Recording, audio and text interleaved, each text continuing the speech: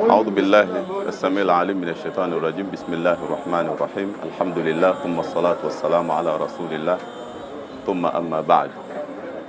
Wapendwa watazamaji, nachukua fursa hii kuwahamasisha na kuwaomba kuhudhuria kwa wingi katika tuzo ya kimataifa ya Qur'an tukufu ambayo inaratibiwa na kaka yangu kipenzi changu Sheikh Othmani Kaporo.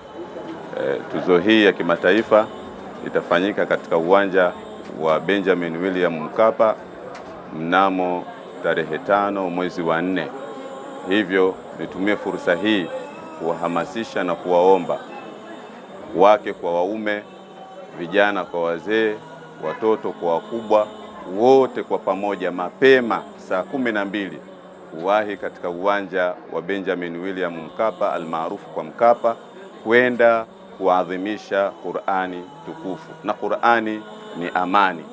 Pale tulipoishia ndipo tunapoanzia.